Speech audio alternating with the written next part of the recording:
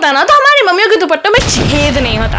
गलत टाले ही सोच रहे थे। मेरा कहने का मतलब है कि हमने बचपन में दुपट्टे पहनकर छत से कूदने की कोशिश नहीं की होती, ये सोच के कि हम भी एक दिन शक्तिमान बन जाएंगे। लिटरली मैंने कोशिश की थी और जस्ट बिकॉज मेरे दुपट्टे में छोटा सा छेद था और मैंने बोला कि मैं नहीं कूदूंगी, वरना आज मेरी वीडियो नहीं आती यूट्यूब पे।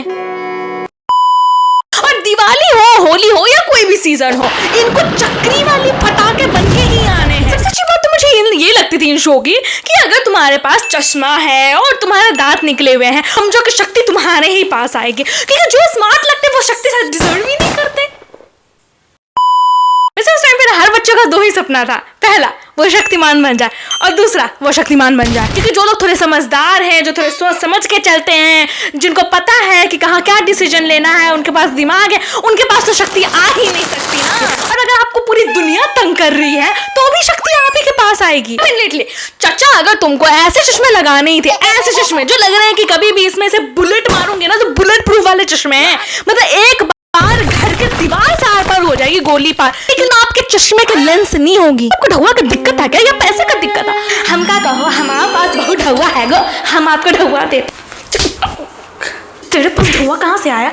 एक सेकंड, जिनके घर एवोकाडोस होते हैं ना वो भी चार चार, एक नहीं, दो नहीं, तीन नहीं, चार, उनके घर कभी भी गरीब के नाम निशान नहीं। ऐसे शोज का लॉजिक बहुत अच्छा था कि मतलब जब आप हीरो नहीं हो उस टाइम पे आपको बिल्कुल नहीं दिखता है, 10 चश्मे लगाने की जरूरत है, लेकिन जब आप हीरो बन जाते हो तो आपको दिखने में कोई दिक्कत नहीं है। छोटी सी छोटी चीज कहाँ से आ रही है वो आप पहचान सकते हो। गंगाधर बेटा मसाला पीसते बेटा, वहाँ ने बोला है मसाला पीसने को, शक्तिमान बन के घूम जाता हूँ मसाला पे, खुद ही पीस जाएगा।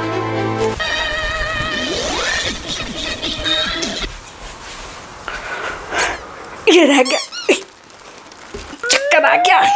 शक्तिमान को चक्कर नहीं आता। शक्तिमान कंपनी का नया मिक्सर आज ही डायल करें और पाए सिर्फ 9,999 रुपए में। इनके बॉस भी लिटरली इनसे पूछते होंगे, कल रात लाइट चली गई थी गंगाधर, तुमने ये काम कैसे कंप्लीट किया? फिर कैसे बताऊं, खुद ही बिजली पैदा करता हूँ घूम घूम के। ऐसा लग रहा है कि ऐसे 2-4 मिनट और ऐसे बोलेंगे ना तो बिजली के बाद में नौकरी मिल जाएगी। और गंगाधर का ऑफिस के लोग तो उससे भी ज्यादा अजीब है, क्योंकि जब दर्शन करके निकलते हैं ना तो मंदिर के बाहर चप्पल चोरी कब हुई इसका लिए भी हम डिटेक्टिव रख लेते हैं, लेकिन ये बंदा कहाँ अचानक गायब हो जाता है इससे कोई मतलब नहीं है किसी को।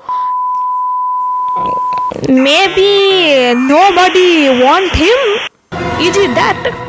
वैसे आजकल के विलन ना थोड़ा ज्यादा सिंपल हो गए और हमारे लाइफ में 2 ही विलन है, पहला रिचार्ज से पहले डाटा खत्म ना हो और दूसरा सुबह का अलार्म थोड़ा लेट से बजे। अगर आज के जनरेशन में किसी के पास शक्तिमान वाली शक्ति होती ना तो वो अभी रील्स बना रहा होता। तनिको झूठ ना बोलियो बेटा, तनिको झूठ ना बोलियो। पता है रील चाचा ने हमें एक चीज बहुत अच्छी सिखाई है कि जो भी शक्ति होती है ना वो हमारे बॉडी में नहीं, वो हमारे दिमाग में होती है, लेकिन शायद यही चीज वो अपने कॉलीग्स में डिस्ट्रीब्यूट करना भूल गए और ऑफिस वालों को पता ही नहीं चलता था कि ये इंसान जा कहाँ रहा है। तो अगर तुम्हारे पास अभी ये शक्ति होती तो तुम क्या करते? अपने घर के बगल में जियो का टावर लगाते ताकि तुम्हारे इंटरनेट कभी न जाए, या फिर दूसरा सबके फोन में जाके तुम अपने खुद के फॉलोअर्स बढ़ाते, या तीसरा टिंडर सही करते।